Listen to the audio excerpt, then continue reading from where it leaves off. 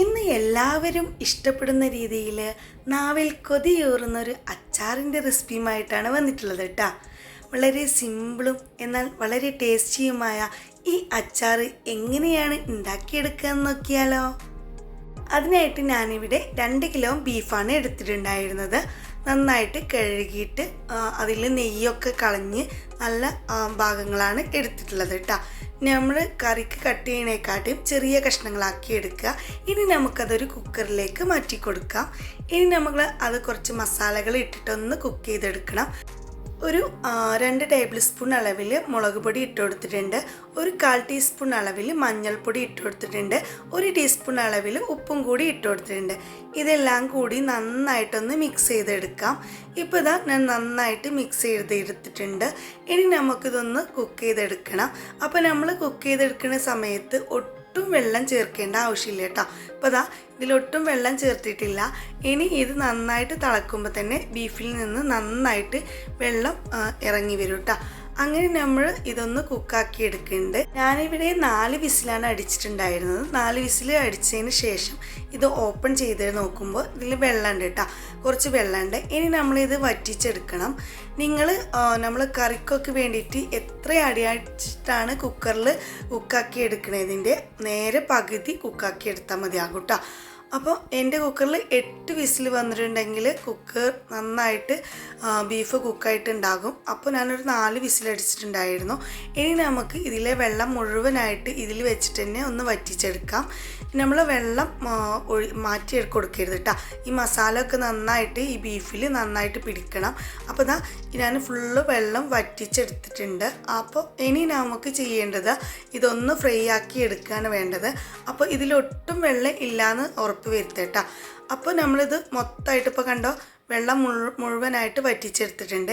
ഇനി ഒരു ചീനച്ചട്ടിയിലേക്ക് 1 കപ്പ് അളവിൽ ഓയിൽ ഒഴിച്ചു കൊടുത്തിട്ടുണ്ട്. ഞാനിവിടെ സൺഫ്ലവർ ഓയിലാണ് ഒഴിച്ചു കൊടുത്തിട്ടുള്ളത്. നിങ്ങൾക്ക് കൂടുതൽ കാലം ഇരിക്കണമെങ്കിൽ നല്ലെണ്ണ ഒഴിച്ചു കൊടുക്കുക, അല്ലെങ്കിൽ വെളിച്ചെണ്ണയിൽ കുക്കാക്കി എടുത്താലും കുഴപ്പമില്ല കേട്ടോ. അതിനുശേഷം ഞാനിതാ ഇതുപോലെ നമ്മൾ ഇട്ട് കൊടുത്തിട്ട് ഒന്ന് ഫ്രൈ ആക്കി എടുക്കണം. ഈ എണ്ണയിലാണ് നമ്മൾ ബാക്കിയുള്ള കാര്യങ്ങളും കൂടി ചെയ്തെടുക്കുന്നത് കേട്ടോ. അപ്പോൾ ആദ്യം ഹൈ ഫ്ലെയിമിൽ ഇട്ടതിന് ശേഷം നന്നായിട്ട് ഒരു 2 മിനിറ്റ് കുക്കാക്കി എടുക്കുക. അതിനുശേഷം ലോ ടു മീഡിയത്തിൽ ഇട്ടിട്ട് നന്നായിട്ട് ഇളക്കി കൊടുത്ത് നന്നായിട്ടൊന്ന് ഫ്രൈ ആക്കി എടുക്കുക. പെട്ടെന്ന് ഹൈ ഫ്ലെയിമിൽ ഇട്ടിട്ട് കുക്കാക്കി എടുക്കരുത്. ബീഫ് നന്നായിട്ട് കുക്കായി കിട്ടും വേണം, നല്ല രീതിയിൽ സോഫ്റ്റ് ആവും വേണം, നല്ല ക്രിസ്പിനെസ് വേണം കേട്ടോ. അപ്പോൾ അതിന് വേണ്ടിയിട്ട് കുറച്ച് സമയം എടുത്ത് തന്നെ കുക്കാക്കി എടുക്കുക കേട്ടോ. അപ്പോൾ ഇതാ ഇപ്പോൾ നന്നായിട്ട് തന്നെ ഇത് ഫ്രൈ ആയി കിട്ടിയിട്ടുണ്ട്. ഇനി നമ്മൾ കുറച്ച് സമയം കൂടി ഒന്നും കൂടി ഇളക്കി കൊടുക്കുന്നുണ്ട്. അപ്പോൾ നല്ല ക്രിസ്പി ആയിട്ട് കിട്ടും കേട്ടോ. എന്നാൽ നല്ല സോഫ്റ്റും വേണം. അതിന് വേണ്ടിയിട്ടാണ് ഈ ഒരു മീഡിയം ഫ്ലെയിമിലോ അല്ലെങ്കിൽ ലോ ഫ്ലെയിമിലോ ഇട്ടിട്ട് കുക്കാക്കി എടുക്കുന്നത്. ഇപ്പോൾ കണ്ടോ നന്നായിട്ട് തന്നെ ഇത് കുക്കായിട്ട് കിട്ടിയിട്ടുണ്ട്. ഇപ്പോൾ നല്ല ക്രിസ്പിനെസ്സിൽ തന്നെ ഇത് ആയിട്ടുണ്ട് കേട്ടോ. ഇനി നമുക്ക് ഇതൊക്കെ മുഴുവനായിട്ടൊന്ന് കോരി മാറ്റാം. ഞാനിവിടെ 2 ഭാഗങ്ങളായിട്ടാണ് കുക്കാക്കി എടുത്തിട്ടുണ്ടായിരുന്നത്. ഒറ്റയടിക്ക് കുക്കാക്കി എടുക്കണേക്കാട്ടും നല്ലത് കുറച്ച് കുക്കാക്കി എടുക്കുന്നതാവും കേട്ടോ. അപ്പോൾ പെട്ടെന്ന് തന്നെ കുക്കായി കിട്ടും ചെയ്യും. നന്നായിട്ട് നമുക്ക് കുക്കാക്കി എടുക്കാവുന്നതാണ് കേട്ടോ. ഇതിലേക്ക് ഇനി നമ്മൾ ബാക്കിയുള്ളതും കൂടി ഇട്ട് കൊടുക്കുക. അതിനുശേഷം വീണ്ടും ഇതുപോലെ തന്നെ നമ്മൾ ഹൈ ഫ്ലെയിമിലിടുക. അതിനുശേഷം ലോ ടു മീഡിയത്തിൽ ഇട്ടിട്ട് നമുക്ക് ഇതും കൂടി ഒന്ന് ഫ്രൈ ആക്കി എടുക്കട്ടോ. അടിപൊളി ടേസ്റ്റാണ് ഈ ഒരു ബീഫ് അച്ചാർ. തീർച്ചയായിട്ടും ഒരു വട്ടമെങ്കിലും ട്രൈ ചെയ്ത് നോക്കണം. എൻ്റെ സൗണ്ടിന് ചെറുതായിട്ട് ഒരു കുഴപ്പമുള്ളത് കൊണ്ടാണ് ഞാൻ കുറേ ദിവസമായിട്ട് വീഡിയോസൊന്നും അപ്ലോഡ് ചെയ്യാത്തത്. അപ്പോൾ ഇപ്പോൾ കുറച്ചൊക്കെ ഓക്കെ ആയി വരുന്നുണ്ട്. എന്തായാലും നിങ്ങൾ സപ്പോർട്ട് ചെയ്ത് എൻ്റെ കൂടെ കൂടുമെന്ന പ്രതീക്ഷ എനിക്കുണ്ട് കേട്ടോ. അപ്പോൾ ഇതാ ഇതും ഞാനിവിടെ നന്നായിട്ട് തന്നെ ഫ്രൈ ആക്കി എടുത്തിട്ടുണ്ട്. ഇനി നമുക്ക് ഇതും കൂടി ഒന്ന് കോരി മാറ്റാം കേട്ടോ. ഇതെല്ലാം കോരി മാറ്റിയിട്ട് ഇനി നമുക്ക് ബാക്കി പെട്ടെന്ന് തന്നെ ബാക്കി കാര്യങ്ങൾ ചെയ്തെടുക്കാൻ പറ്റും കേട്ടോ. അപ്പോൾ ആദ്യം തന്നെ ഇതൊന്ന് കുക്കാക്കി എടുക്കുക. എന്നിട്ട് നമുക്ക് ബാക്കിയുള്ള കാര്യങ്ങൾ ചെയ്യാം. അതിനായിട്ട് ഞാനിതാ ഈ ഒരു എണ്ണ അതിൽ കൽക്കനുണ്ടാകുമല്ലോ, ഈ നമ്മൾ ബീഫൊക്കെ പൊരിച്ച ഒരു പൊടിയൊക്കെ ഉണ്ടാകുമല്ലോ, അത് മൊത്തത്തിൽ ഇതിൽ നിന്നൊന്ന് നീക്കിയെടുക്കണം കേട്ടോ.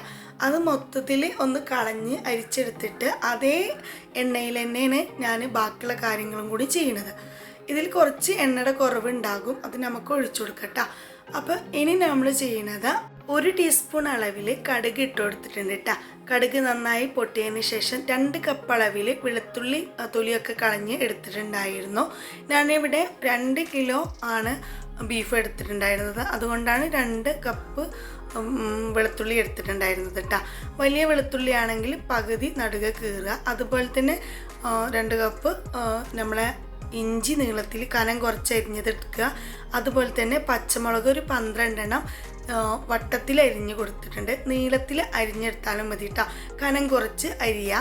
അതിനുശേഷം ഇതെല്ലാം കൂടി നന്നായി ഇളക്കിയതിന് ശേഷം നിങ്ങൾക്ക് വേണമെങ്കിൽ മാത്രം, ഓപ്ഷണലാണ്, ഈ ഉണക്കമുളക് ചേർത്ത് കൊടുക്കാം. ഒരു 6 ഉണക്കമുളക് ചെറിയ കഷ്ണങ്ങളാക്കിയിട്ട് ഞാൻ ചേർത്ത് കൊടുത്തിട്ടുണ്ട്. ഇനി കറിവേപ്പില ചേർത്ത് കൊടുക്കുക. കറിവേപ്പില ഞാൻ ഒരു 8 തണ്ട് കറിവേപ്പില ചേർത്ത് കൊടുത്തിട്ടുണ്ട് കേട്ടോ. ഇതെല്ലാം കൂടി നന്നായിട്ട് ഇളക്കി കൊടുക്കുക. നന്നായിട്ട് ഇളക്കി കൊടുത്തിട്ട് നമുക്ക് ഇതിൽ കുറച്ച് എണ്ണയുടെ കുറവുണ്ട്, അപ്പോൾ നമുക്ക് ഇതിലേക്ക് ഒരു 1/4 കപ്പ് അളവിൽ എണ്ണയും കൂടി ചേർത്ത് കൊടുക്കാം കേട്ടോ. അപ്പോൾ ഞാനിവിടെ ഒരു 1/4 കപ്പ് അളവ് എണ്ണയും കൂടി ചേർത്ത് കൊടുത്തിട്ടുണ്ട്. ഇനി നമ്മൾ ഇത് നന്നായിട്ടൊന്ന് മൂപ്പിച്ചെടുക്കട്ടോ. ഇത് നന്നായിട്ട് ഫ്രൈ ആക്കി എടുക്കുകയൊന്നും വേണ്ട, എന്നാൽ നല്ല രീതിയിൽ തന്നെ ഇത് മൂത്ത് കിട്ടണം കേട്ടോ. അപ്പോൾ ഇതൊന്ന് മൂത്ത് കിട്ടിയിട്ട് നമുക്ക് ബാക്കിയുള്ള കാര്യങ്ങൾ ഇതിലേക്ക് ചേർത്ത് കൊടുക്കണം. ഇനി നമ്മൾ ഈ ഒരു ഉള്ളിയും വേപ്പിലൊക്കെ ഒന്ന് മൂത്തതിന് ശേഷം അതിലേക്ക് ഒരു 1/2 ടീസ്പൂൺ അളവിൽ ഉപ്പും കൂടി ചേർത്തിട്ട് വീണ്ടും നന്നായിട്ട് ഇളക്കി കൊടുക്കട്ടോ. ഇനി നമുക്ക് ഇതിലേക്ക് മസാലപ്പൊടി ചേർത്ത് കൊടുക്കാം. ഞാൻ ഈ ഫ്ലെയിം ഓഫ് ചെയ്തിട്ടുണ്ട്. ഇനി നമുക്ക് ഒരു 2 ടേബിൾ സ്പൂൺ അളവിൽ മുളക് പൊടി, 1/4 ടീസ്പൂൺ അളവിൽ മഞ്ഞൾപ്പൊടി, അതുപോലെ തന്നെ 1/2 ടീസ്പൂൺ അളവിൽ കായപ്പൊടി, 1/2 ടീസ്പൂൺ അളവിൽ ഉലുവാപ്പൊടി, 1 ടേബിൾ സ്പൂൺ അളവിൽ കുരുമുളക് ചതച്ചതും കൂടി ഇട്ട് കൊടുത്തതിന് ശേഷം നന്നായിട്ട് മിക്സ് ചെയ്ത് കൊടുക്കാം. ഞാനിവിടെ ഫ്ലെയിം ഓഫ് ചെയ്തതിന് ശേഷമാണ് ഇതെല്ലാം കൂടി നന്നായിട്ട് മിക്സ് ചെയ്തെടുത്തിട്ടുള്ളത്. അത്യാവശ്യം നല്ല ചൂടുണ്ടാകും, അതുകൊണ്ടാണ് ഞാൻ ഫ്ലെയിം ഓഫ് ചെയ്തത്. മസാലപ്പൊടികൾ കരിയരുത്, അതുകൊണ്ടാണ് കേട്ടോ. അപ്പോൾ ഇത് നന്നായിട്ട് മിക്സ് ചെയ്തതിന് ശേഷം നമുക്ക് ഇനി ഫ്ലെയിം ഒന്ന് ഓണാക്കി കൊടുക്കാം. ഫ്ലെയിം ഓണാക്കി കൊടുത്തതിന് ശേഷം വീണ്ടും നന്നായിട്ട് ഒന്നും കൂടി മിക്സ് ചെയ്ത് കൊടുക്കുക. ഇനി നമ്മൾ ചെയ്ത് കൊടുക്കുന്നത് ബീഫ് നന്നായിട്ട് ഫ്രൈ ആക്കി മാറ്റി വെച്ചിട്ടുണ്ടായിരുന്നല്ലോ, അത് ഇതിലേക്ക് മുഴുവനായിട്ട് ഇട്ട് കൊടുക്കട്ടോ. ഇപ്പം ഞാനിത് മുഴുവനായിട്ട് ഇട്ട് കൊടുത്തിട്ടുണ്ട്. ഇനി ഇതിലേക്ക് നമ്മൾ ഇട്ട് കൊടുത്ത ബീഫും അതുപോലെ മസാലയും എല്ലാം കൂടി നന്നായിട്ട് തന്നെ ഒന്നും കൂടി മിക്സ് ചെയ്ത് കൊടുക്കുക. നന്നായിട്ട് മിക്സ് ചെയ്ത് കൊടുത്തതിന് ശേഷം ആണ് നമ്മൾ ഇതിലേക്ക് പുളിക്ക് ആവശ്യത്തിനായിട്ട് വിനിഗർ അല്ലെങ്കിൽ സുർക്ക ഇത് ചേർത്ത് കൊടുക്കുന്നത് കേട്ടോ.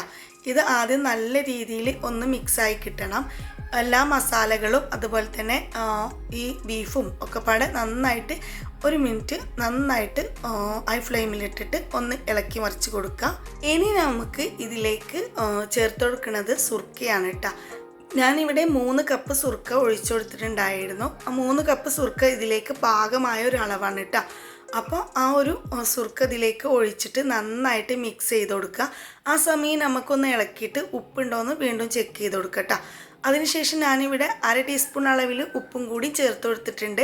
എല്ലാം കൂടി വീണ്ടും നന്നായിട്ട് മിക്സ് ചെയ്ത് കൊടുത്തതിന് ശേഷം നമുക്ക് ഇതൊന്ന് കുറച്ച് കുറുക്കിയെടുക്കട്ടോ. കുറച്ച് കുറുക്കിയാൽ മതിയാകും. അതിനുശേഷം ഇത് നമ്മൾ വറ്റിച്ചെടുക്കുന്ന സമയത്ത് ഇത് നന്നായിട്ട് തണുത്ത സമയത്ത് ഇത് നന്നായിട്ട് തന്നെ ഈ മസാല ഒക്കെ കുറുകി നല്ല അടിപൊളിയായിട്ട് കിട്ടും കേട്ടോ. ഇപ്പോൾ ഇതിലേക്ക് ഞാൻ ഒഴിച്ചു കൊടുത്ത സുർക്കൊക്കെ ഒന്ന് തിളപ്പിച്ച് ഒന്ന് ചെറുതായിട്ട് ഒന്ന് വറ്റിച്ചെടുത്തിട്ടുണ്ട്. ഇപ്പോൾ കണ്ടോ, അടിപൊളി ബീഫ് അച്ചാർ റെഡിയായില്ലേ. വളരെ എളുപ്പത്തിൽ ഉണ്ടാക്കിയെടുക്കാൻ പറ്റുന്ന ഒരു അടിപൊളി അച്ചാറാണ് ബീഫ് അച്ചാർ. ഇനി നമുക്ക് എല്ലാ ഉപ്പും അതുപോലെ എരിയൊക്കെ റെഡിയാണോ എന്ന് ഒന്ന് ചെക്ക് ചെയ്ത് നോക്കാം.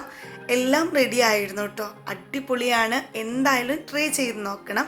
ട്രൈ ചെയ്ത് നോക്കിയിട്ട് നിങ്ങൾക്ക് ഇഷ്ടപ്പെടുകയാണെങ്കിൽ സബ്സ്ക്രൈബ് ചെയ്യാനും ലൈക്ക് ചെയ്യാനും ഷെയർ ചെയ്യാനും മറക്കരുത് കേട്ടോ. ഇതുപോലുള്ള വീഡിയോയുമായി ഇനിയും വരാം. എന്തായാലും നിങ്ങൾ എന്നെ സപ്പോർട്ട് ചെയ്യുന്നത് പോലെ ഇനിയും സപ്പോർട്ട് ചെയ്യാൻ മറക്കരുത്. ഇൻഷാ അല്ലാഹ്.